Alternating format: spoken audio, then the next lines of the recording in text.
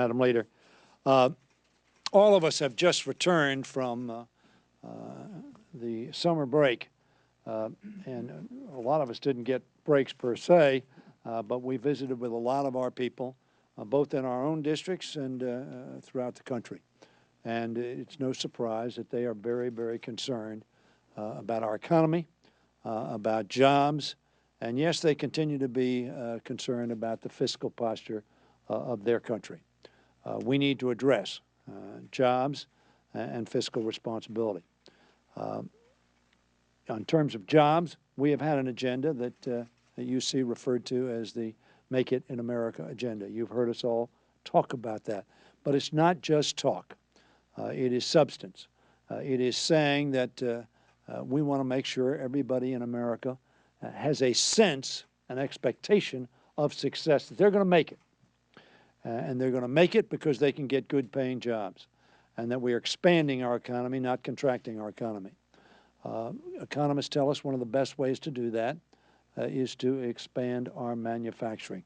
Now, America still is a manufacturing giant in the world, but our place is not where it ought to be, and we've lost some 11 million manufacturing jobs over the last 2 decades. Those were good paying jobs, and they resulted in other jobs being created as well. 3 items in particular we want to focus on. First is the manipulation of currency. Manipulation of currency by China and by others that make their goods cheap to sell in America, and American-made goods, which are quality goods, expensive to sell in our trading partners' countries. That's not consistent with the rules. It's not fair to our workers. And we want to make sure that we turn that around. Secondly, we want to have a strategy. We want to have a plan.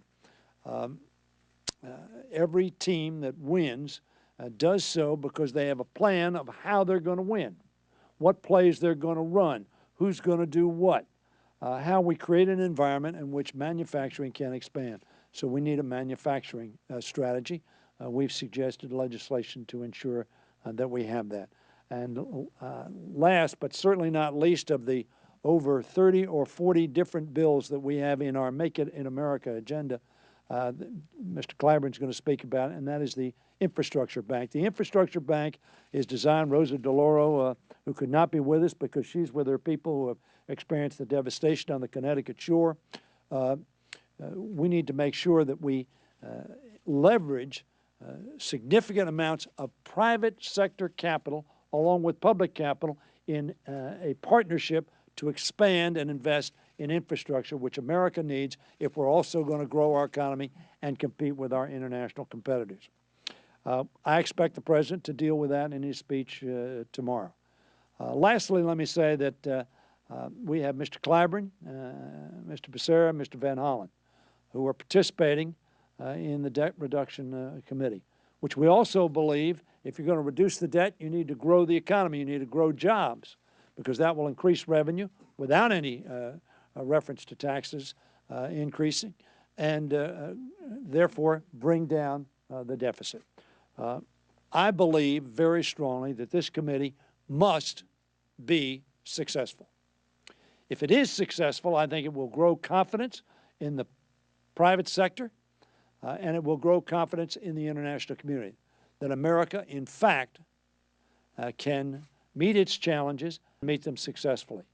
I hope all of my colleagues on either side of the aisle, and I know my 3 colleagues on the committee, will seek that end. So let me now yield to the Assistant Leader of our party, Mr. Jim Clyburn, to discuss, among other things, infrastructure and how we grow our investment in infrastructure and therefore grow jobs in America. Thank you, Mr. Whip, Madam Leader, colleagues. Those of you